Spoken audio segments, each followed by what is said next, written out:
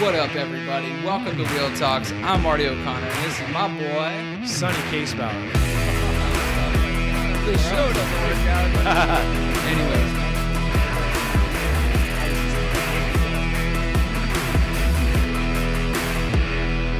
Hey, everybody, welcome back to Will Talks. We have a very, very epic, special episode. And yes, I do say that about every episode because they are fire right now.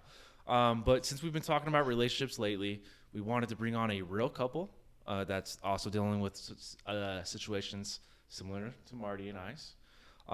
Our significant others, which mine doesn't exist, but his does, they really want to come on here and put their stuff out there for reasons I understand. Dating us is it's pretty damn tough, you know? But this lovely couple has volunteered their time and energy to talk about what they go through. And our purpose of the show is kind of pull back the cover and give you guys the realness of what it's like to date someone in our situation. I feel like Marty and I kind of maybe sugarcoat it sometimes. So you're going to hear the real deal here today. Yeah, you guys go ahead and introduce yourselves. We just want to hear, who you are, and we'll get into, how about we all met and get into your story. So I'm Rebecca Minna, and this is my husband. I am Damien Minna, and this is my wife. My wife. They're so damn cute, Sonny and I both met you guys at the gym, right after we got hurt. And I think the first thing that I noticed after meeting you guys was just authenticity and how real you were. You meet a lot of people who are like, oh, so sorry you got hurt. You're, such an inspiration, blah, blah, blah. But people that have actually been through it for a little while and just kind of told it how it was, gave us some direction. And for that, I'll always be grateful. You guys have been great friends, for years now, and I'm so stoked we can finally collaborate on a project here. So yeah, I met him as well early on at the Goodwill Fitness Center. Yeah. And we all kind of met each other at the same time. And at that time, I was going through a breakup, and seeing your guys' situation play out each and every day, it was relationship goals for me. It gave me hope in the beginning that a relationship can work post SCI. Because as we get into your story, you guys met after you were injured. We did. But the devotion and love was genuine. And you guys were best friends that also had a very serious relationship. So I'm very excited to have you guys on today. Thank you. And knowing that Sonny and I have been in and out of a few relationships. I thought you were going to say something else, but we got to keep this PG here. Hey, I thought you were going a whole different direction We with are that talking one. about relationships. Right? Yes. Absolutely. Relationships. Yeah, we did relationships. Yes. We've been through a few, and it's cool to get the real story of what it takes to make it work, because it's not all sunshine and rainbows. Yeah. It's not just like Instagram. We always put our best faces forward, but it's tough. We can all attest that it's a tough relationship dynamic, but it can still be so damn good. And so I would like to start to know a little bit more about you guys individually. So Damian, give me a little bit of your background, and then tell me when you got hurt and what age and stuff like that. Okay, 2004, I was on a family vacation. I dove off the back of a boat, and I didn't hit anything, I didn't break anything, and I didn't tear anything. The angle my chin hit the water dislocated my C4, C5, and then I had a posterior and an anterior fusion. And I woke up, and the doctor looked at me, and he says, "You know why you're here?" And I rubbed my tongue across my teeth and said, "My teeth are jacked." He said, "Try to touch your nose." And that was when it began. What the hell? Yeah. That's Poseidon coming out to get you right there. The water just hitting like a rock. How That's old were nuts. you when that happened? 24. 24. And I know our backgrounds are similar too. You were majorly into sports. You played football. Unfortunately, though, you went to Santa Margarita. But it happens. Yeah, we had girls there. Yeah. So you. I thought that. I thought about that before. I had a came girls' school that I could down the just street, pluck. right? I could just pluck. Yeah. Yeah. I concentrated on my studies like a real nerd every day. Yeah. Okay. Nerd. Thanks, Mom. I'm Oh, still yeah, bitter me too. about that. Yeah, that's what I did. But yeah, so being a super athletic guy and then waking up in the hospital bed and not being able to even brush your teeth, feed yourself, touch your face, what was that like in the beginning? I mean, you guys know I was so overwhelmed by thinking that my future was just completely crushed, and the idea of pursuing happiness, I feel like I got pretty good at it, and I really was good at manifesting the things that made me who I was and made me happy. And as I'm laying there as a quadriplegic with these doctors telling me that it's over, I didn't see the fulfillment that I had in my head. I didn't know how it was going to unfold. For sure. And yeah, man, it was really a dark time, and pushing through it was. I had a girlfriend when I got hurt. Yeah. And my life and where it was going before this had happened, it was like a complete unknown, and we're going through this COVID thing. And How serious were you with that girl? Oh, I thought she was the one. I really did. Yeah. How long had you guys been together before you got hurt? Like 3.5 years. Okay. Yeah, you and I are very similar in that regard. Same thing. I was in a long-term relationship when I got hurt, and I think right after the injury occurred, it was sort of a crutch. I kind of relied on that and became codependent because it was I was in a state of denial, but my happiness was still constant in this one aspect of my life, so I could like rely on that. Right. But dude, it was masking all of the real shit that was going on underneath. And then once that rug gets swept out from under us, it's like, oh shit, this is me. This is the mirror I haven't been wanting to look at. So how did you kind of, go ahead, Sonny. How long after your relationship, how long after your injury did you like stay with this person or break up with them? It's kind of what made it really difficult. The one thing that I will say is that I was so damaged in the very beginning that she looked at me when I first got hurt and she goes, oh man, I don't know if I'm the one that can handle this type of life. So, I mean, reassuring. Well, I mean, I like you know what though? I agree with you, but at the same time, Honesty. it's like at least this person didn't look me in the face and tell me a lie until they figured it out and then drop me on my face. So they tried for 2 years. I don't know anything about that. No, right? But I mean, okay, now hindsight wise, I look back at it and it's like I said, it just was one of those things where a broken neck or not, I just don't think we're right for each other. Because if we would have been right for each other, we would have found a way to be able to make it happen and stay together. But we both helped each other learn something about ourselves. For sure. And I hope that other person is happy now. But bottom line is I didn't have the emotional maturity to be able to even think that way. So when I met her, I've been going on 2 years of pretty much drowning. And I hadn't even, you eloquently said it that like when you're in a relationship with somebody else, you guys complete each other, or you at least trying to, right? Mm-hmm. So you depend on that other person to be what you're not. And then all of a sudden when you break up, this is why breakups are so hard, you have to fulfill yourself with the things that they used to give you. Yeah. And when you have a broken neck, on top of that, that's the only comfort that you really have is that, oh, at least this person loves me, and at least we have that. And if I have nothing else at the end of the day, I've got that. Yeah. Right. And then when that's gone, I was in a position where even when I met her, timing wise, I didn't deserve to have such an incredible person come into my life at that point. It forced me to pull it together, but at the same time, I put her through more than it was probably. Let's dive a little bit into that. What was your life like pre-Damien? Like what was kind of going on at that point? And here's where it all falls apart. Let's kind of get the story of how you guys actually finally met each other. So I was having a good time. Okay. I was having a really good time. I was dating all different genres of people. I had dated a professional baseball player. I dated a rock star. I dated a doctor. And I was trying to see what I wanted, right? Yeah. And what happened is I just had broken up with somebody, then started doing all this dating. Okay. And I was also trying to manage money, and I needed a part-time job. Yeah. I went on Craigslist for a job like we all do. Yeah. Craigslist is the answer, right? And he had written this beautiful, very open and heartfelt ad saying, I need help, basically. And it wasn't really a caregiver ad. It was more, to me, it seemed like he needed someone to just hang out with and drive him around because he can't drive, Yeah. And so I applied. And I, in turn, wrote back a heartfelt memo. Mm-hmm. Like, wow. Was your picture included in? No. No. So she had no idea what you looked like. Mm-mm. Your age? I don't remember. I don't know. I think it was. You were 29. Incline. You know what I mean? It was like incline. It was implied. There we go. Implied. Yeah. Okay. Yeah. So you were 29 when you wrote this letter. Mm-hmm. So this is 5 years post your accident. How long had you been single during this? 2 years. 2 and some change. 2 and some change. Yeah. Mm-hmm. And then you're kind of going out. It sounds like you're just having a great time dating. I was having so much fun. And so needed money though. Yeah. That was the central focus. So you came into it like, because you have a big heart. You're like, all right, I'm going to help this person out. They seem like they need a friend. Right. But your main focus also was just money. Yeah. And wrote him an email. Wrote him one back that was similar to the ad. Okay. Telling him who I was. And he wrote back immediately, oh, you need to come and have an interview. Well, hold on. Oh yeah. This is the time where this is the MySpace days, right? Okay. So I mean, I just did whatever recon I could, days. You know what I mean? Like, so I copied and pasted her email, and a couple of pictures came up. So I didn't usually. Got a boy. I didn't. Yeah. All right. I'm telling you, I admitted we started. I creeped, whatever. Before suggested friends. Sure. Our boy Tom in our top 8 was like, let me show you something. I got something for you. Okay. So honestly, it was just a picture of her face, and it was like there was something about her that like I wanted to meet her, and I didn't usually bring girls through just because I'm a bigger guy and it involves transferring and this and that. But I looked at it and said, for whatever reason, let's bring her through and see what happens. So, Marty knows what you mean about needing a physical male caregiver because of the transferring and things like that. So how'd you kind of how was your first meeting? What was that like when you finally came through? You go for it. I want to get your version. Well, I drove there with my sister. She's my biggest confidant, and she does everything with me. So me and her drove up to his house, right? So you got for two for the price of one. Okay.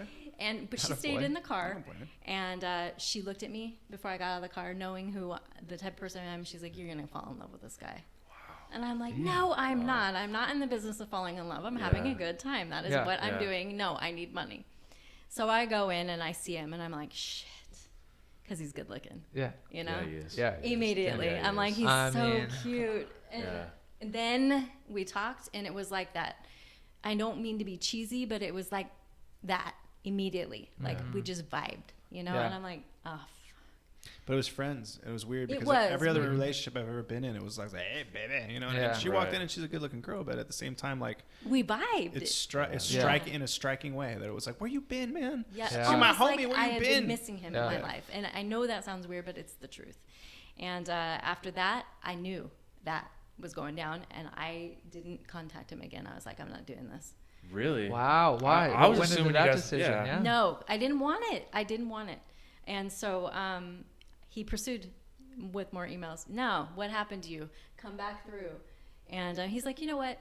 Let's just go out to dinner. It's not a date. I'm gonna bring other people. Let's just come with me. See how my life is. Okay. So we went to California Pizza Kitchen. Oh, I love that place. And that was it, dude. Like I've not so been what with were him you without thinking him though since. when she was kind of being aloof and you weren't able to get to her?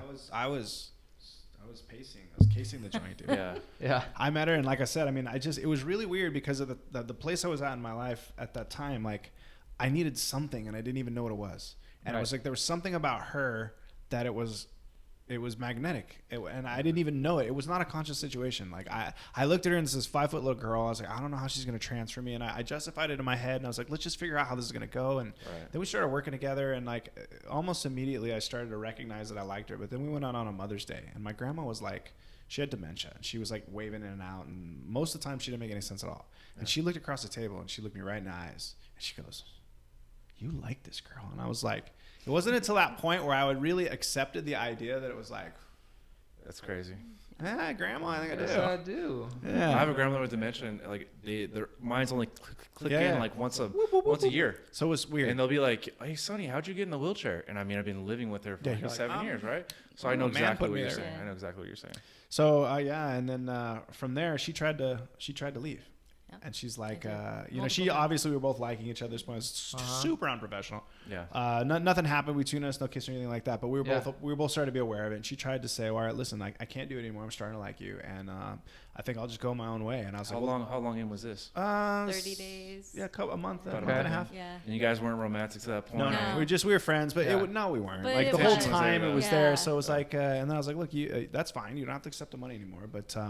You can't leave because I need your help, and we'll just use the money towards doing fun things when you come. And it was like, at that point, it was kind of like it was sort of the agreement that it was like, right. We both like each other. Let's see where this goes. Yeah. I was curious how you're going to navigate that because I'm against ever dating a caregiver, and then you add the money part to it that had to make things a little awkward. It was weird. That's why I ended it or tried. It was a friendship. It was beyond a friendship. And I've had female caregivers before in the past, and I tend not to for the purpose of not necessarily as much me, but I've learned that like it's just a compassionate situation. If somebody's gonna walk in the front door and you're a good person, you're good to them, they're good to you, and there's this attraction. It might even be physical. Right. One thing will lead to another. It's just the way it works. So it's like, and every time I've had a female caregiver, it's not a bad thing, but at the same time, it's like they're coming in with this loving, compassionate, I'll take care of you, and that's really easily will lead to that. So it's like I was the same way with girls, and I just kind of gave into I surrendered to everything especially with that ad. I was just like, I'm letting go, whatever. And there's something so strong to be said for that too, because I think letting go is something that was the hardest thing for me to actually just pour my heart out and like be authentic and put it out there. It's gonna hurt. And then you're gonna get beat up. But look at the gifts, you know, and you know the rewards that you sow from that. It's like it's something that just I think occurs over and over again. You know, the more I fight something, and then you finally let go, and here we are. You know. Yeah. And I almost want to say that you had this in your mind the whole time that you're just playing hard to get. You knew what you wanted. You were just trying to see if he'd come along after you. No.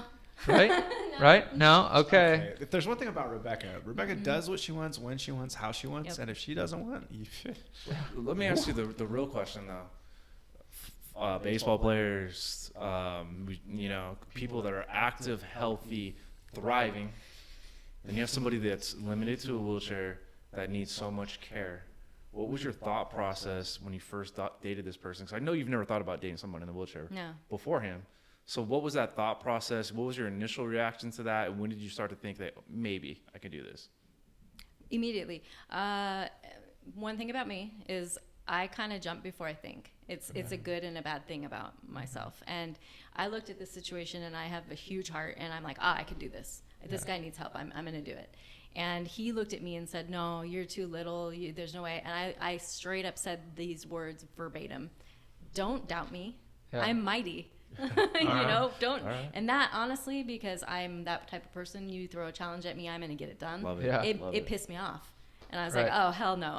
Now I'm in. So that's awesome. That's how it went And down. She brought fresh baked chocolate chip cookies. I did. To a job interview. I did. By the way, where did you put those? I don't see them in the studio today. I failed. The car? Are they in the car? Okay. Okay, cool. So you didn't have any doubts? You didn't have any Which is, as I said, a kind of a negative thing because it wasn't real until I had already both feet in, whole body in, you know, and then I'm like, shit, this is hardcore. When did that happen, and what was shit? What was the shit moment? I think the first time, it was a really long time. It was a really long time where I had my shit moment. We don't have as much support as, say, you have. You know, it's me. Yeah. You know, and after a while, when I figured that out, because at first it seemed like it was a very supportive situation. Right.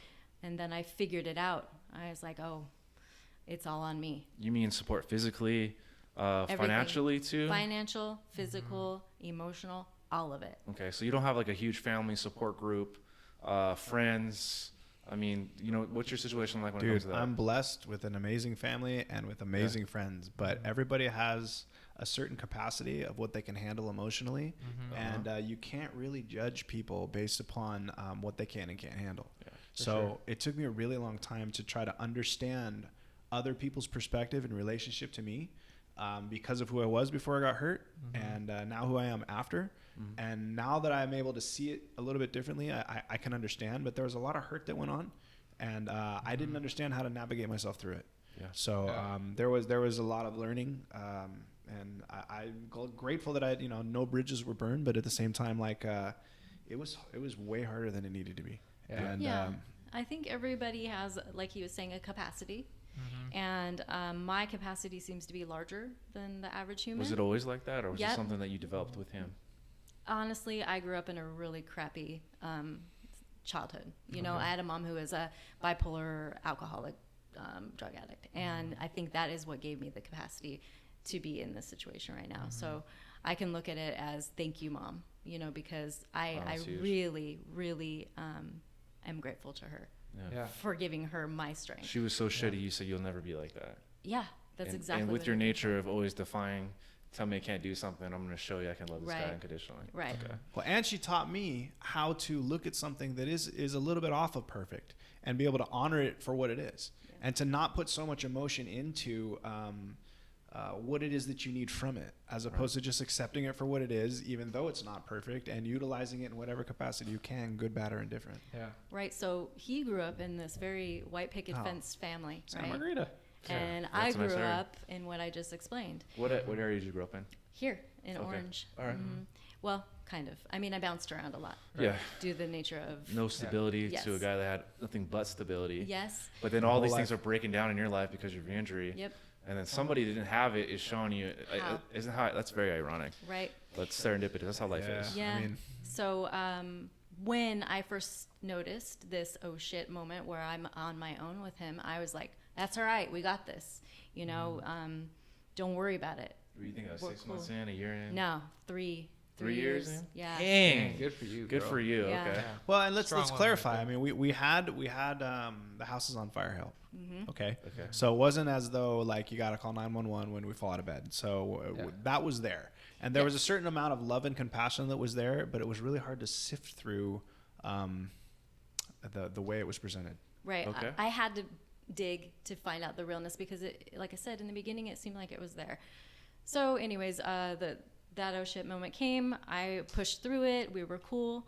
But there's something about SCI that people don't factor in is aging an SCI.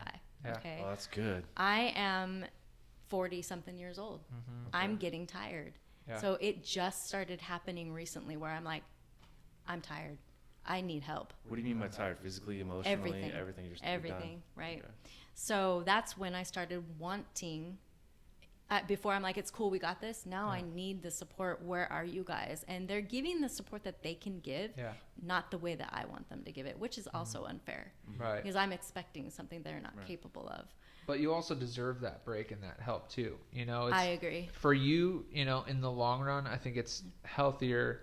You know, you can't just, you know, play every minute of the game, right? You gotta take some water breaks. You gotta sit out a little bit and have that relaxation, that alone time, because you're not gonna have the bandwidth, the mental, physical capacity to handle what you need to or want to if you keep going all the time. Right. I mean, in my situation, I can relate it to my mom, greatest woman in the world to me. She, you know, she's pushing 65 now, and she was helping me quite a bit. You know, I had a caregiver 4 hours a day, and she handled the rest. And, you know, it was a lot of hours, a lot of transfers, a lot of this. And the aging thing comes in, you know, and, you know, there's a lot to be learned about, you know, you learn, you know, how to use your leverage better. You're not using as much muscle, but you need that break. Yeah. You know, it's necessary. And to be honest, as a wife, somebody who's in the situation in my position, there's a lot of guilt too that you struggle with, because the feeling of I need a break does not feel good. It does not feel good. It makes you feel like a shit person. When you started becoming a full-on couple, so you didn't look for any more help? No, it's weaved in and out, and it's a long story. Maybe for another day. No, I mean, caregivers, it's hard to find ones that do stick around for a while. Yeah. She was, once we started dating, she became pretty much primarily my girlfriend, and then the caregiver situation was transferred over to normal hired caregivers. She was probably still helping you with some feeding. All night. Oh, bro, at night, getting up however many times. And, bowel program. Making probably. sure I have, Here and there, we not in the separated, but you know, relief work, you know what I mean? If somebody doesn't show up, who's it on? You know, it's it's by default, she jumped in, and it's like, well, the person we hired off Craigslist, you know, took off with our VCR, and now, you know, you still have to go to the bathroom. So it's like, is that true story? Well, not the VCR. Okay, we don't use VCRs anymore. They actually stole money and did drugs and took off. Yeah, we've had that. Another story. We could do a whole episode on caregivers alone. Yeah, which I think we should. Right? Well, listen, I think all of this led to her need for recognizing that the world, we all have this thing in common, and she created an access site. So at first it was parking, because she recognized that when she had a full cart of stuff and we got Damian in and we had to load everything up, that there were people parking in the way. And it's like, okay, life's hard enough. You know what I mean? And I'm having to move carts, and I'm like, I do enough moving of things. Do I need to move your carts too? Yeah. So, and in doing so, when she created the site, she started to recognize that not only do other people run into these problems, but more so than just parking your car and having carts in the way, that we all have a lot of access questions and needs, and just kind of one thing sort of led to the other. I'm going to be honest with you. I did this because I needed something to make me feel good in this life, because when I got to this part where I started to notice how hard it is, I'm like, I need to make something good out of this. We need to all these things are bothering me. I don't want them to bother me anymore. I need to do something positive with it. And in turn, it also made me have a purpose with the SCI life. You know, it made me feel like, okay, I'm doing good now. You know, there's something I can give more than just to him. That's hard to navigate, though, because you have real emotions, romantic emotions. It's a lot. Now you're fighting a cause. Yeah. You know, so like interweaving all that, like, were there times where you're like, damn, I got to empty this dude's pee bag, or I mean, like every day, or even just like physical stuff. You know, like what was the sex like in the beginning? Was it like, how did you find yourself becoming more comfortable? Because you've never been with somebody in this position. So like, how did that go? What was the transition like for you? Just navigating that learning process. Okay. He was very uncomfortable with himself. He hadn't had any experience up to my point of coming in. Just elaborate Full why. on SCI virgin. Yeah, he was a virgin. Why? Because they need to hear why. Honestly, man, I wasn't in the headspace to even be able to entertain intimacy at all. Yeah. Because I was still in my heart and in my head about what I didn't and couldn't have, what was gone and no longer. Right. Okay. Because in the now, it was like, it wasn't what it was before, but you can't let it go. So I was so upside down, man, that when it came to, even the having sex, I'm a male, but the idea didn't even enter my mind. I was like, I couldn't even face dealing with that. Well, there's an expectation we put on ourselves, I think, as guys, especially, a guy who's a high performing athlete, it's like, well, shit, this was me before. And now I have this expectation of myself. And you put that expectation on your partner that they're going to be expecting that as well. And that got in my head. Yeah. And it was like, dude, I'm not worth shit to my partner. How can I do this? For me, it was more just the little logistics of it, like physically. My boners weren't normal. You got to boner. I never got to boner. Yeah, I swear to God, I was just like, man, I don't know. You know what I mean? I don't know. No dude wants to pull out, when he's not got what he's got. Right.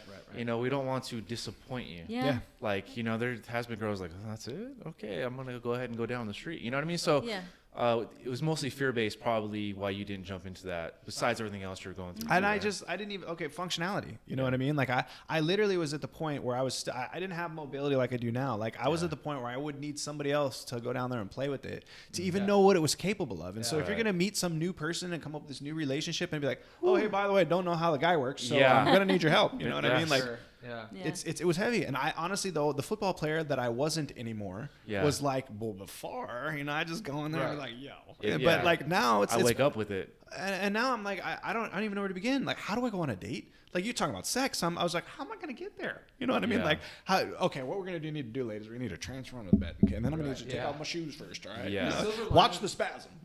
What I've found with all of that, though, and we've touched on, is like, it's a whole new dynamic to a relationship that I never had. Yeah. You usually have led relationships, physicality first, emotion second. Now you're like, oh shit, I got to do this whole emotional thing first and establish this connection. Right. Because there's a whole new level of trust that you have to have in that person to be like, yo, I got to deal, you got to help me out with this. We got to explore, we got to try new things. And it's not just like expectations on the table. It's not just swipe right and rip clothes off. I think this is why our relationship, and I think you'll experience this in time, our relationship is more full because we led with vulnerability and friendship. Yeah. And we're so comfortable and open with each other. I noticed that he was scared. I'll never forget this moment. Yeah, I got to tell this one. Hold on a second. Okay, so Mr. Football Player, right? You know what I mean? I was the guy that would, take the crowd and right? So we were, at this point, we were boyfriend we were romantically interested, right? Yeah. And we had driven through, and I saw all the good ideas and put myself in the right situation, and I even thought this one out. So we were hitting Krispy Kreme at like 11 o'clock, and we just went through the drive-through, and we'd pulled up, and we were sharing, and I was literally like, we were like, I was just like, and I froze. I could tell he wanted to kiss me, and he did the eye contact thing, leaned in, I was like, yeah. Bro, first time. And I saw it. Like when I was 13. It was like when I was 13, and I was like, oh. Yeah.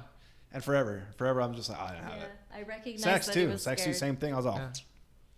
So I just took over. I got attacked. I literally was like, sorry, but fuck this. Yeah. Okay. I'm going in. Quite literally. And we got home. I think it was probably within the next few days. Yeah. We got home at some point. I transferred him to bed, got his clothes off. I'm all, this is going down. And it was like, and the cool part is, as friends, it was like, okay, man, it's not this like hot and heavy thing. We're like, we're about to see what works. You know what I mean? It was like, we're going to get in there. We're going to yank on this thing and see what happens. But at the same time, it was hot and heavy because I felt that for you. Like I was attention way had been building interested. long enough, Damien. Yeah. I did.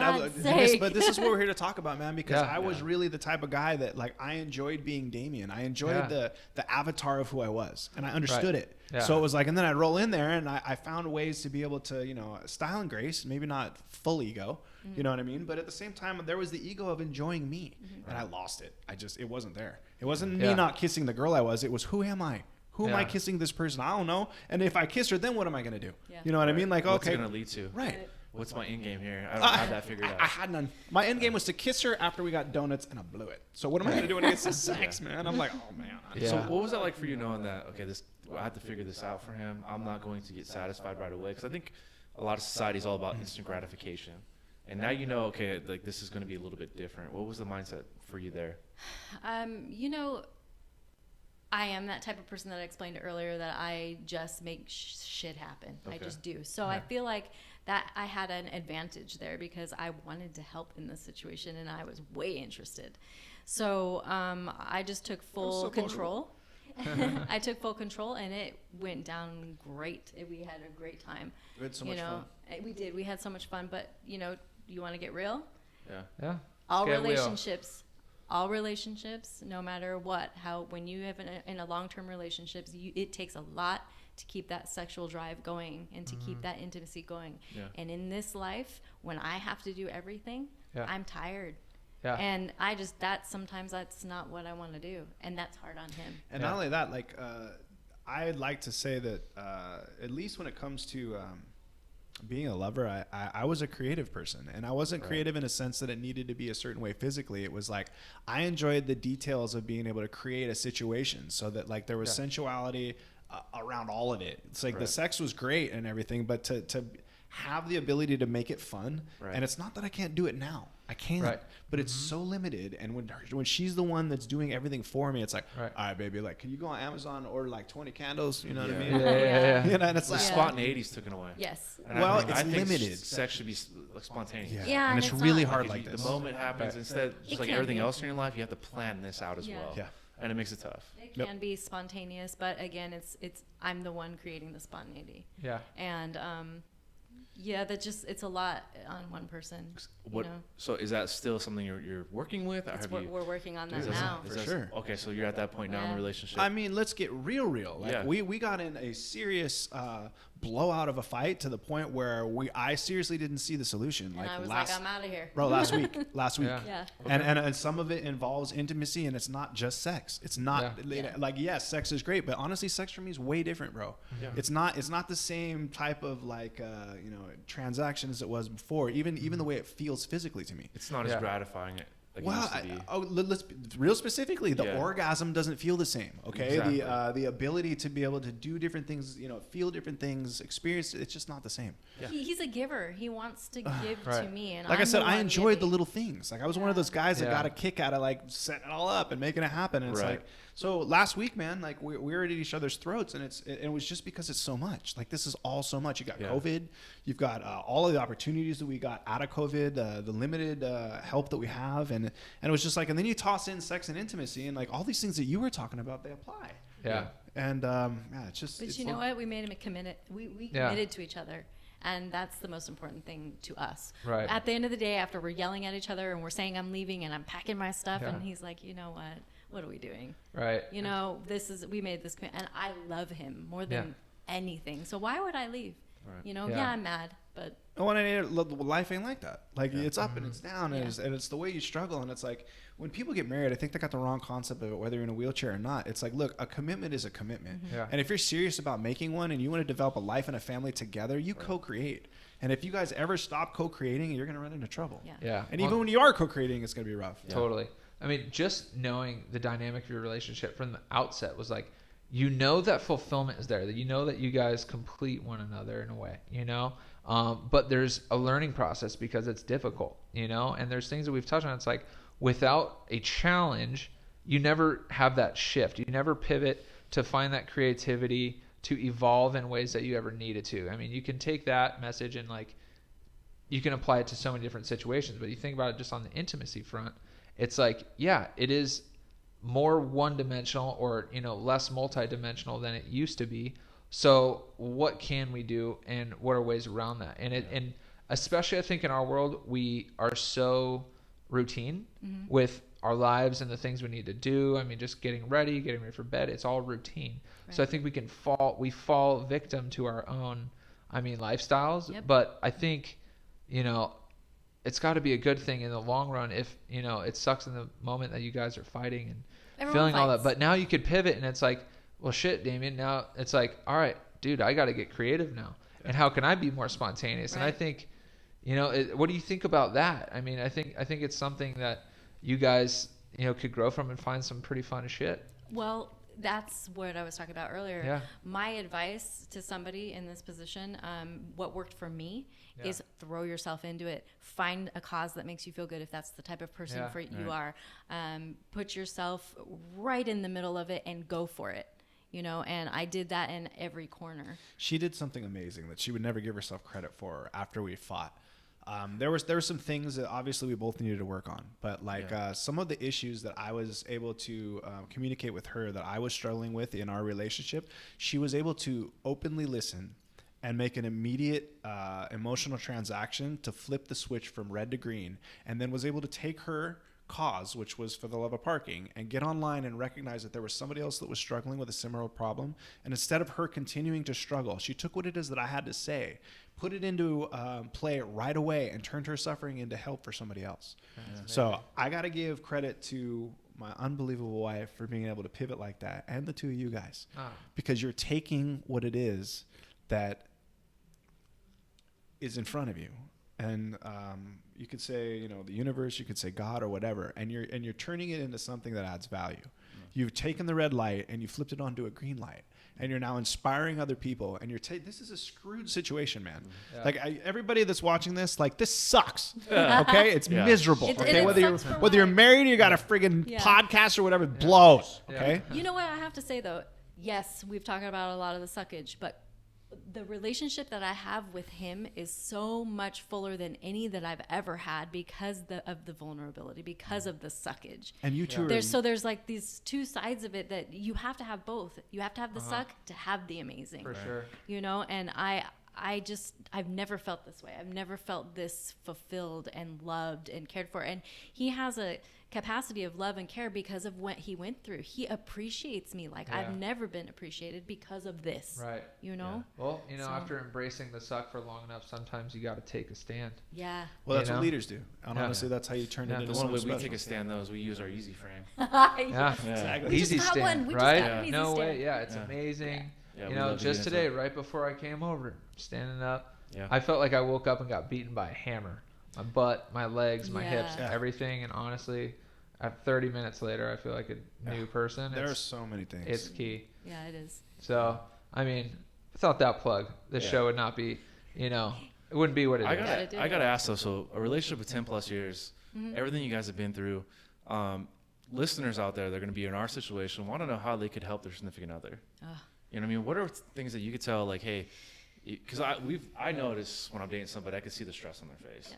I'm intuitive enough. So is Marty. Yeah. What are some things that we could do to kind of break up the monotony, help you breathe? I'm going to tell you, as I mentioned earlier, the guilt is strong for us. So we have a really hard time telling you no. Yeah. So be, like you said, very conscious of when you think they need to tell you no, and don't make them make the decision. Okay. So for example, if he needs help with something and there's somebody else around, he can look at it and go, I'm going to get that other person to do it because now, you know what I mean? Notice that. Take action on it. We don't want to tell you no. Right. So when we can lighten your load, do it. Yep. Okay. Yep. Sonny, when you think about it from the perspective of a football player, it's like I found that the very best are the type of guys that are able to look at the playing field and know what's needed before it happens. Mm-hmm. Okay. And I found that to be extremely important in this situation because if you're going to be a field general, you got to know your limits. And not just know them, you need to be a master at them.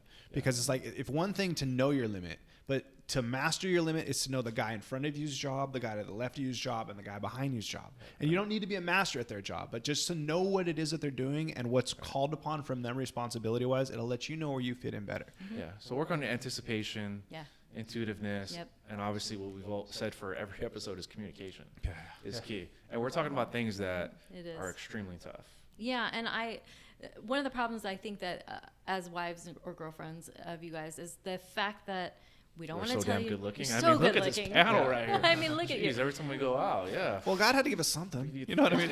It took our ability to do everything. Beat off with a stick or what? Yeah. Well, one thing I want to touch on. I mean, I feel like in these wheel relationships, they're full of like embarrassing moments or just ridiculous moments. Give him the P1. Okay. Yeah. Hit us with it. This is a real one. This is a real one. So, is it okay to talk about weed? Yeah. Okay. All right. So we're high. Yeah. Okay. And just he has to pee, and prior to having like the all-encompassed catheters where it goes into a bag, we had like just the straight catheter and we put it into a bottle, a water bottle, right? Okay. So I'm helping him pee, right? And the water bottle's filling up. It's almost top. I'm like, what are we gonna do? It's gonna overflow, right? And right. So we're exactly. So we're dying laughing, right? And in my laughing fit, I squeezed the bottle. No, I lost my balance. I lost my arm and my knee hit the bottle. I squeezed the bottle of pee. I'm laughing, ha ha ha. Squeeze the bottle of pee. Pee goes in my mouth. A mouthful of pee. I'm so much pee that I'm able to go and spit it all out. Over me. All over him. Yeah.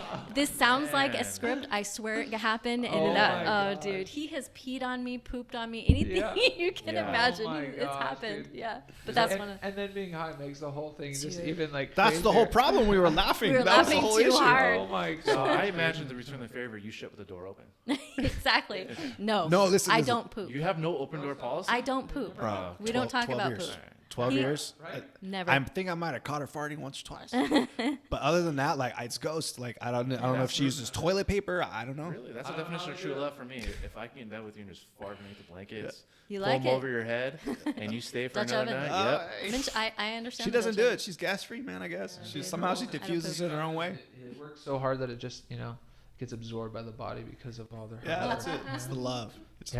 Right? So like you just felt like getting comfortable with pee, poop, all this awkwardness. It was just because you just threw yourself in it. The transition just seemed kind of easy for you. Or was there ever days where you're like, does this guy fucking pees on me again? No. She has a capacity that I can't even put into words, bro. She's the most special person I've ever met, man or woman. I think that anybody who's going to be with you guys is this way. Yeah. I don't feel like I'm that rare. He says I am, but... You're rare. Thank you. Hold on. There's someone for everyone, because I will say that she is rare in a sense for me. I love her with all my heart. But one thing that I've learned about since I've been in this chair is women are incredible, dude.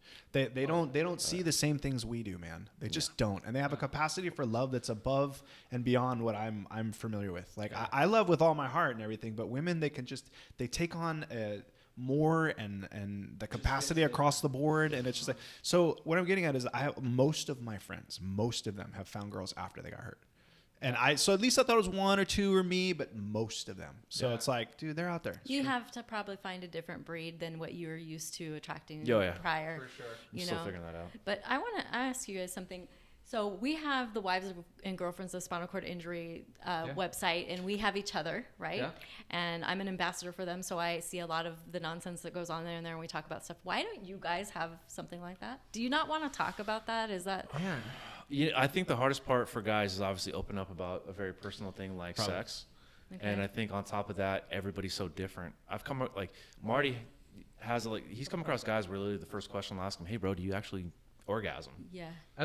Without even knowing the dude's name, he just comes up to me, quad or something, and just like tell me about going to the bathroom, tell me about this, and I'm like, it's not how I roll, bro. That's not what I'm doing. That happens to me. But it's the first question. Does it work? Right. First question. Just annoys me. I think that's honestly why a big reason I ended up veering away from support groups.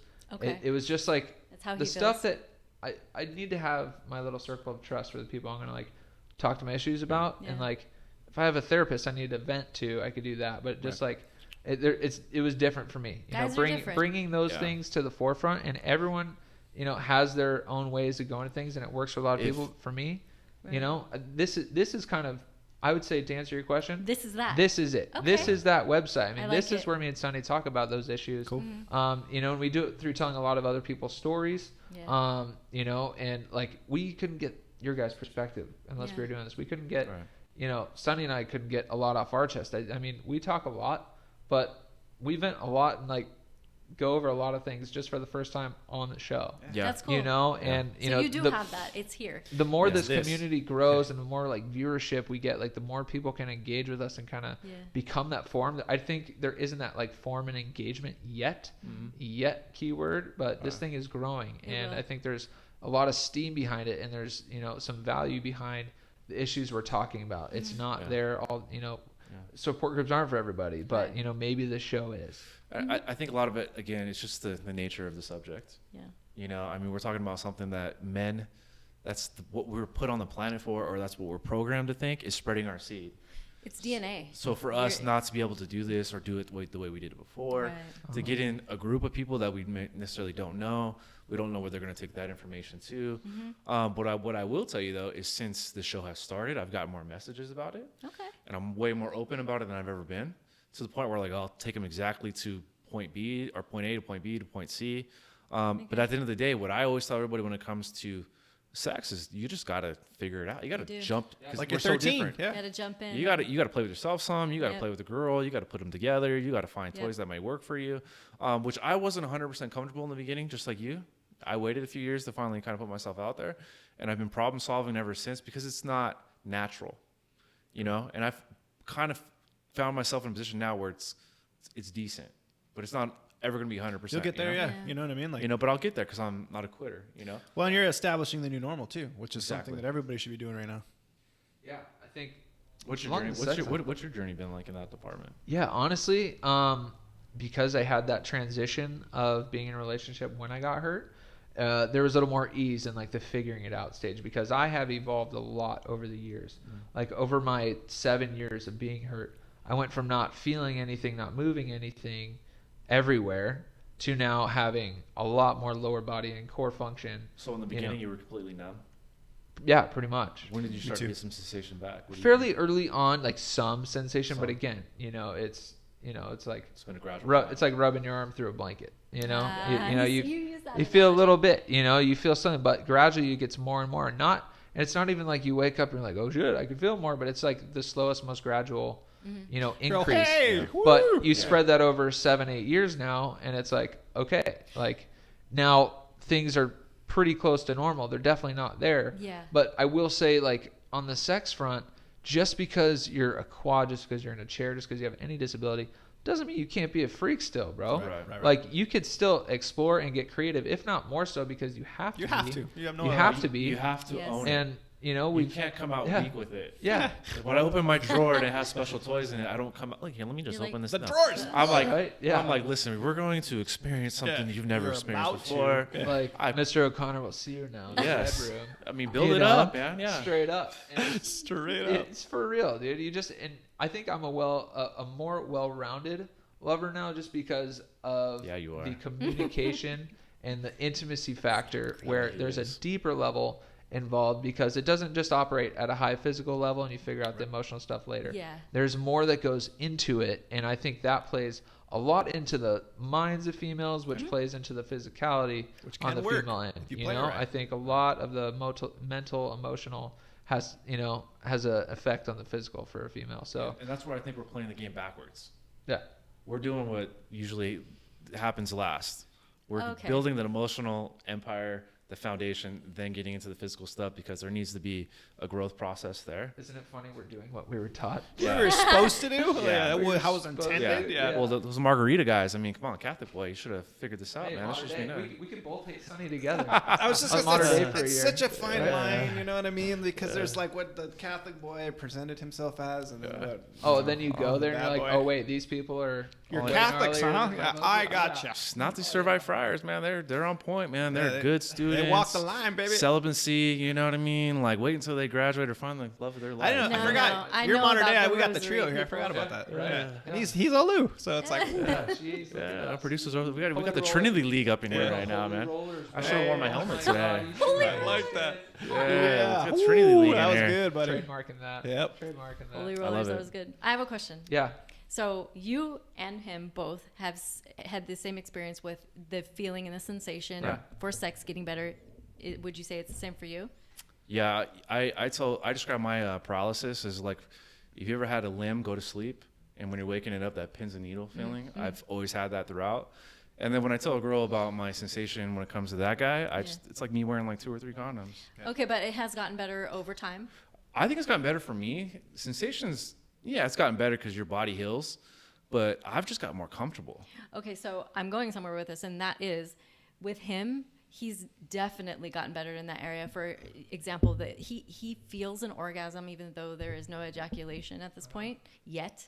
But so that does happen. Yeah, he feels that. So I felt that way a couple times, but I didn't really see it. And then like, I would calf, and I would see little white things in. Yes, okay. that happens. The best way I could relate Gotcha. it is like, okay, well, when I was younger, and you just kind of like kid, and you just start playing with it, and everything was great until one day it went off. Yeah. And it was like, and you were scared. Yeah, you're like, hold on a second. The last 4 or 5 times. Yeah. You know what I mean? Yeah. So it's like that. I had a lot of tube socks underneath my bed when I was a kid. Yeah, see? A lot of tube socks. Everything. I try to tell her. Pull them out. They were stiff when as a you're board. a growing boy. Sonny, you never wash your socks. Mom, get out of my room. Before Gross. this episode, we're throwing a disclaimer that if the family was listening, you ain't listening right That's now. all right. Yeah, no mom. Sign off. We'll take the views Why are elsewhere. your tube socks so stiff, Sonny? So This is the anyway. second pair of socks I got to buy. Oh my god. But Nasty. on the real though, it's like that's kind of. So I'm saying this because there's hope. Like, Right. Yeah. you know, It it continues does to get better. and Yeah. it does. And we've been together a long time, and it has gotten better over all this time. Even Yeah. like this past couple of months, he's like, "Oh, babe, it's way better." You Well, know? hey, come here. You know, Yeah. so Look. Yeah, no, Right? it's, I think that's don't give up. I think that's awesome that you guys can be a testament to that. Yeah. I've been in some relationships where you have that honeymoon stage, and then when that starts to fade, you got to figure out what's next. Yeah. And It's in our always positions, we're at times limited, but I've always had the nature of like, okay, well, maybe this might work, and I know he's exactly the same way, so if you're listening to this, it does get better. They're a testament to it, but just like anything else in life, if you don't put time and energy into fixing it or working on it, if you completely ignore it, it's not going to It'll get worse. That's why everyone had trouble with The Secret, because it's a great idea, but it's like, how do we pull it off? And You it's gotta like, we're feel gonna it. keep that over here.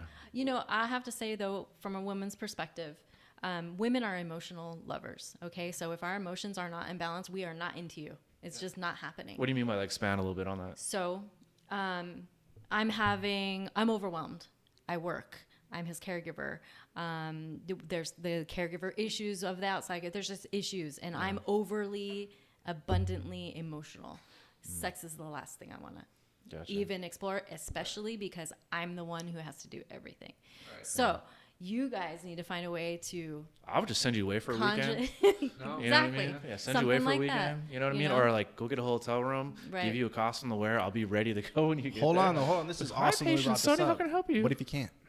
Yeah, you And don't, this you is, can't and afford honestly, it. this You can't is afford it. what Right. happened with us last week when I told you about this blowout and we almost left each other. Like, part of me was looking at the situation, going, my I don't want to call it an issue, but like, she needs to. Okay, based on how she is, like how she's programmed since she was a kid, like she has this like take care of first, and it's like, and that's great, and it's made her a superhero in a way that I've never seen anyone like her. But she does not do enough for herself.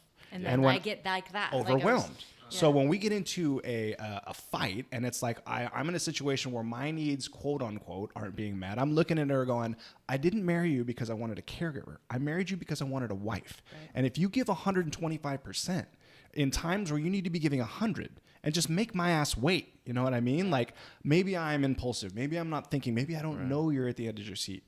I need you to know how to be able to find balance and take care of yourself as well. Right. And these are like simple things that 100% it's the wheelchair world. It's like, if it wasn't that she was my caregiver, that wouldn't go down. Yeah. So in terms of the whole football analogy I talked about earlier, is like, you got to be able to kind of like see, and there's no way of doing it right all the time, because I looked at her and we're sitting here fighting and she's like, I told you I need all these things. And I'm like, dude, I'm doing it the best I know how. And at the same time, it was just that, it was a sensitivity issue. It was an overwhelming issue. It was something that you couldn't prepare for. And I know this is going to be really shocking, but us guys, we don't know things all the time.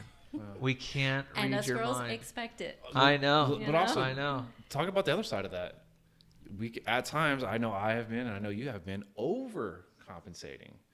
And we'll pull out the red carpet with a girl that maybe doesn't deserve it too soon. We'll be like, I want to lighten your load so fast that like we just distract them with other things, concerts, sporting events, and having people like, and what that leads into is we cannot keep up that speed. No. Yeah. And eventually things start to buckle down and slow down. And you're giving your best self, right? And I've already, I got no more tricks. Yeah, exactly. So, there needs to be a balance from the outset. Like, I realized too, relationships, and I actually got pegged from someone else the other day. She's like, "You're oversharing." I'm like, "I'm not over. I'm just telling you what's up."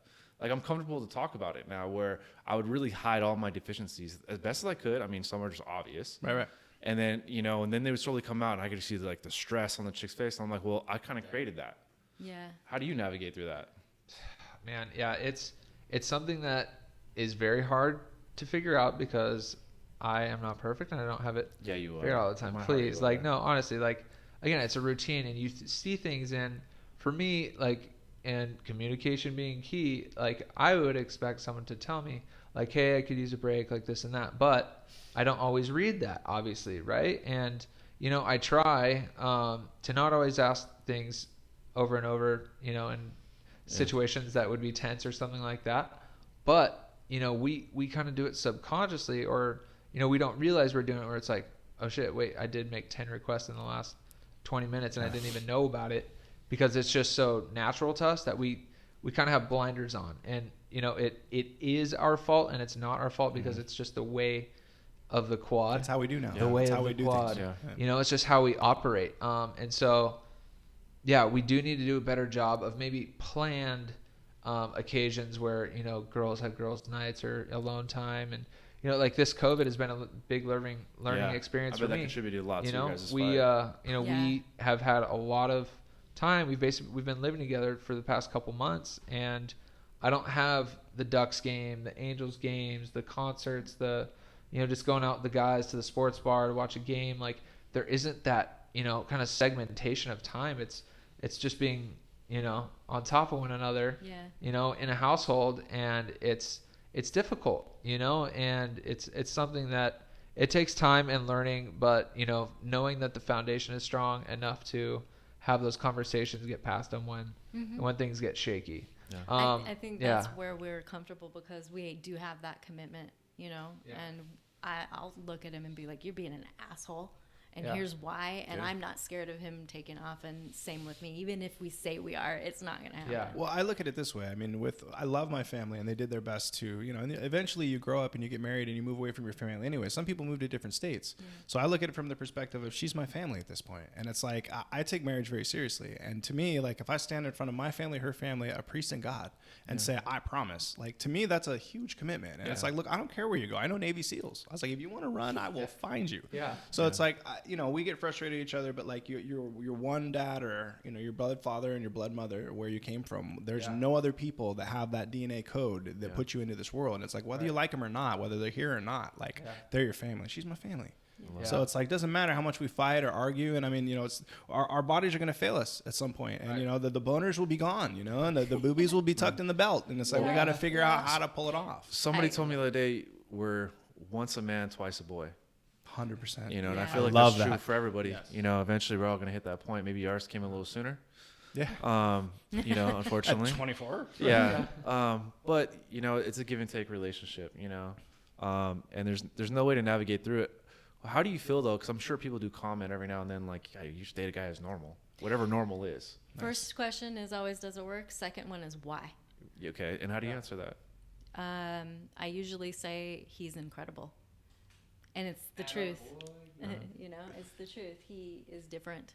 And I think it does have to have a lot to do with the chair, as bad as that might sound. Yeah. Because I don't know. I don't know who he was before, but I know who he is. That's what I heard too. Flying eagle. A flying eagle over there. Champion. But he's sensitive, and he's compassionate, and he's caring, and he does look out for me like I've never had happen before. And I think it's the hindsight that he's been given from this injury. I love that. That's my commitment to her. I have to be what she sees me as too. Yeah. So I have to step up to that. And I want to pause right there, because I do want to get into more of the access stuff that we're doing. Yeah. But I want to throw you guys a little curveball here. Do it. And it may get sappy, but what is it in your guys' relationship that you appreciate about one another? What is it that you guys have made work so well? What is it that you have found to be that key to success, or the key to your love? I know mine. I don't have to try. She's the most unbelievable person I have ever met. Man, woman, indifferent. Like, I've never met more of an incredible, dedicated, loving, compassionate person. And to me, if it's not working, I can do better. Yeah. So that's the way I look at it. I'm always motivated. She motivates me to be a better person every day. Yeah. So it's the most no-brainer decision I've ever had to make. And it's like, I want to be the man that she sees me as. I want to be that superhero. I want to bring that to the table and continue to push myself to be a really good person so that I never let her down. Love it. Gnarly. So I like the benefits. I just think he's cute, you know? No. I think we're healing here. I think for me, he makes me feel like I'm the center of his universe, and everything is about Rebecca, and he just makes sure I'm okay all of the time. And with the way that I grew up, I didn't have that, and he fulfills that. I wanted that as a little kid, as a young adult, as a teenager, and he gives that to me. He makes me feel stable, and it's weird because this is a very unstable environment, but he gives that. I'm crazy. He is. He's nuts. He keeps it fun too. We have a lot of fun together, and I love when you said, what was it? Once a man, twice a boy. Yeah. That boy part of him is my favorite thing. I think I did the man part. No, yeah.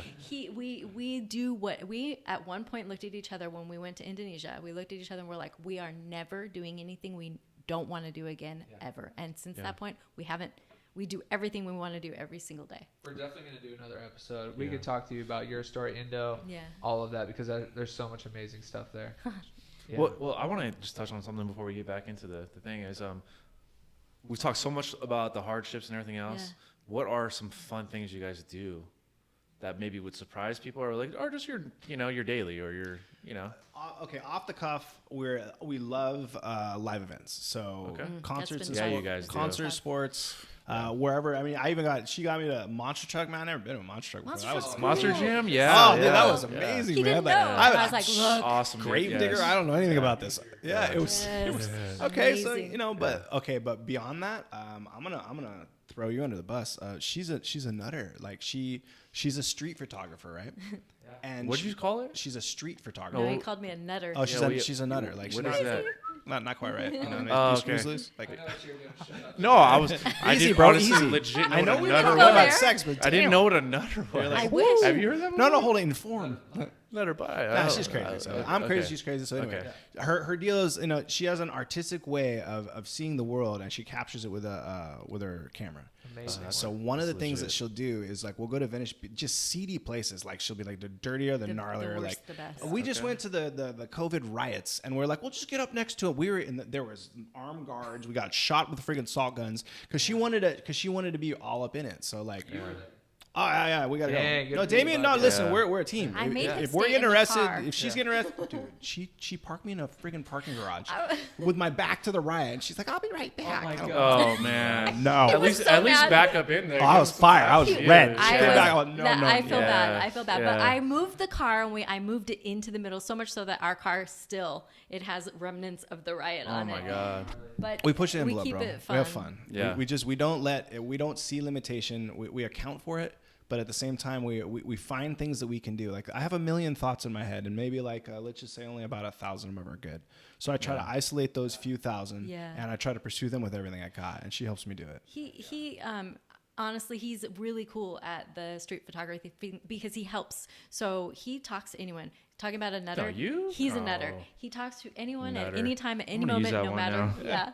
So he will go up to the sketchy person that I want to take a picture of and soften the blow, talk to them, and then I'll come in and do my thing, So he actually helps with that. It's really cool. Well, I do feel like our wheelchairs are disarming. Yeah, they 100%. are. Yeah, I do right feel in the middle of gangland, no problem. Yeah, I do feel like the people, there's a certain code of, most of the time, of respect where people won't mess with somebody in a wheelchair. Well, I'm being totally straight with you. I'm never, for whatever, this wheelchair changed me in a sense that it was like it took the competitive aggressive guy and turned it into it's not that I'm not still that same person, but I do it from a whole different place now. Yeah. Like I'm in from a perspective where if I were to go into a shady place, I don't go with any ego at all. And if they're in a scenario where they're scared or angry or whatever, and they tell me to leave, without any hesitation, I turn around and go the other direction. Yeah.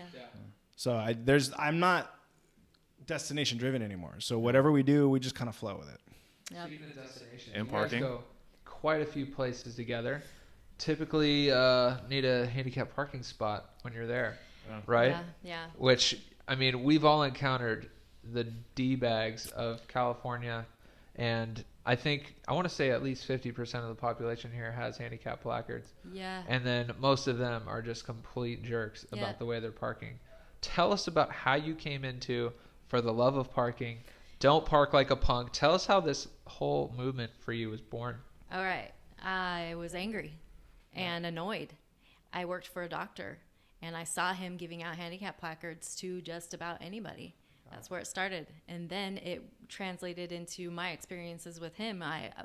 We can never find a parking spot. How is this possible? Of all people, we need it the most. Mm-hmm. Then I started documenting it, and it was really just for me. It was just look at what's happening. Yeah.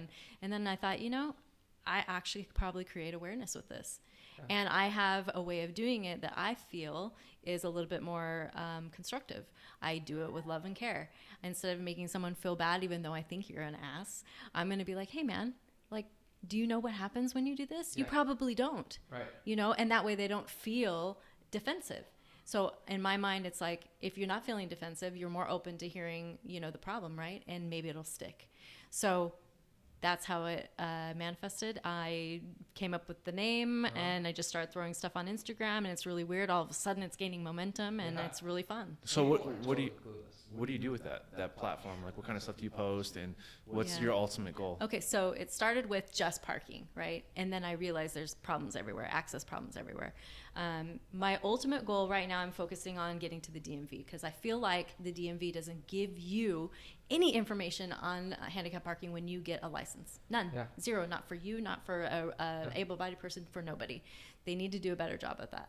That's number one. For sure. I also want, in Portland, Oregon, they have a system where there is a separate placard for people with a wheelchair or an assisted device, because you need that space to get out of your car, right? Lines. You need those blue lines. So right now it says van accessible, but anybody can park there. So in Portland, Oregon, you park there and you don't have a need for it. They have a separate color. Their color is yellow placard, right? If you're not have a yellow placard, you're parked in there, you're getting fined. Is that why they're coming out with those new parking spaces that are no longer diagonal? They're parallel, and they're just for your van to pull up. Like Walmart has them, Target has them. I didn't even notice that. So they took out the regular, like either you'd have your parking spaces next to each other, then one would be spaced out a little bit more with the blue lines. They took all those out. Oh. And now they have them facing the sign, parallel to the sign, and they're big enough where you park your van right into that spot. That's smart. Well, I'm going to need to check that out. Okay, you just gave me an idea. That's cool. I also think, too, and I've seen this in other countries, where they put a picture of a person who's actually legit wheelchair user on the sign. It gives emotion. And if I pulled into a spot and I was like, if I see that person, I'm guilty. Yes. Okay, I'm not parking in this spot. I agree. Yeah. That's a great. But use children too. Yeah, exactly. Use them. Perfect. But the goal is the DMV and getting a new placard. But so the ADA, when they began, they had something called the Diary of Need. These poor people literally had a diary of every access issue they encountered, and they brought it to Congress at the end. Yeah. This huge diary. I'm creating a Diary of Need online. I love it. So I'm going to go with my full feed and be like, dude, all of this. For real. We want to support 100%. Thank you. Yeah, you guys can follow them right here. The handle's @For the Love of Parking. It is. We're on Instagram. There. We're on Instagram. We're on Facebook. We also have a website, www.fortheloveofparking.com. Do you guys have shirts too? We have shirts. We're also selling percussors. Just like that? Yeah, like that. So legit. Gotta give me one. Okay. And what else are you? Percussors. Do you know hypervolts? Somebody donated 20 to 30 hypervolts, and we're selling them at cost. Nice. Okay. But we get $8 per hypervolt. Well, that will help me create the stickers that I brought you guys. Heck yeah. Do you guys have a promo code or something for that? No, you just it's all set up. You just go on the website, you order it, I'll send it to you, bring it to you. Throw maybe a DM their way, guys. Doorstep. So heck yeah. We 100% want to support the cause. Thank you. And listen, so do I, because I am not the one that put this out there. I'm the type of guy that this is completely driven by her. Yeah, and listen, and it's need based. I don't dig it. Like I'm not the type of I'm looking to just basically win, and I don't have time to slow down with people in my spot. I'll just park at the somewhere else and figure out a way to get it done. Yeah. But it's not fair when you're in a position where you have the opportunity to lead and you don't. So she made me aware of the idea that it's like, look, man, you know, if we're going to go through this, you know, you need to get behind me. And and I was like, well, I don't want to do this. I want to succeed and be on and she's like, this is part of it. Right. She's like, if that's what you're going to represent, you need to get on board with this as well to represent. You have to create awareness. People need to know what's going on. They don't live our life. They have no idea. Right. How can they possibly understand what it does to you when you park in that space or in the hash, that you had to wait for them to come out of the store because you can't open your van ramp now? They don't know. So they're clueless. Just yesterday, I had somebody ask me, they were a DoorDash delivery person, and they're like, okay, so that's crazy. So like, tell me this. Would you get mad, like, if, you know, me as a DoorDash person, I park in the handicap spot just real quick just to go in and get my delivery and then come back? And I'm like, and he's like, put your foot right there. But if there's like, you know, 2 other handicap spots, I'm like, dude, yes. Like, not all handicap spots are created equal. Even like there's 4 feet of diagonal lines sometimes. My car with the short ramp, that puts me directly into the driver's seat of the next car over. Have you heard of no contact delivery? I should have dropped it off and ran. Yeah, for real. But I'm glad you educated somebody. No, it was someone that we know. It wasn't just like the DoorDash guy came up to my door. Okay. Like, do you realize what you've done? Listen, pirate. Yeah. This is when you need my stickers and cards, which I bought for real. Yeah. Okay. Yeah. If you see for love of parking sticker, don't park like a punk on your windshield, you done. You've been up, bro. Yeah. Well, I think the cool part about it is, especially in today's society, everybody's so emotional. Yeah. We try to take the emotion out of it and just educate. Right. I think people just don't know. They don't. I promise you, I haven't had one bad interaction yet. Not one negative interaction. They 100% so far that I've been doing this are like, oh, I didn't know. Exactly. You know, and I don't know if you've read, like I've drive them to the website with the sticker, and I write them a letter. It's a love letter. Yeah. And I'm like, dude, like, this is what happened, and this is why it sucked. It's awesome. Without any awareness, there is no education. Yes. Yep. I mean, it's like when the American Disabilities Act started, I mean, people didn't know. Cities weren't made to accommodate wheelchairs back when they were wooden wheels on, you know, a wicker seat. Right. You know, and so we did away with cobblestones, and we started adding, you know, parking spots, and now here we have ramps, and now we have doorways that are getting wider. It's got to evolve. The more awareness that is brought forward, which you are doing, which is so amazing, the more things that we can have so we can all coexist in a better, more functional world, right? And, you know, we need those people like you just pushing through, you know, breaking those walls down and educating the people because it's so necessary. I have the experience. It's not anything special. I have the experience and the creativity to make it happen. That's it. Yeah. And I want everybody on board. I'm asking people, send me your pictures. I'm going to post them. We need to create this diary of need, you know, and I can't do it by myself. I definitely want to help more. Yeah. Yeah, help me. I've seen you do one post. I know, and I was thinking about it right now. Yeah. Yeah. Hey, you're doing it right now by having us on. So. No, I pledge to do more on even my personal page. Thank you. You know, I was actually telling you this before we started. For a long time, I kind of held everything in. I wanted to deal with what I was dealing with. Yeah. But I'm definitely at the point now in my journey where I want to start helping more. So yeah, cool. I'm here. Sorry I wasn't sooner, but in my journey, I'm 100% behind helping other people out in my situation. I'm gonna talk to you about our first interaction real quick. Yeah, let's hear this. Because it's a segue right here. You'll see. Yeah. So Damian and I were at the gym. Yeah. You were also at the gym.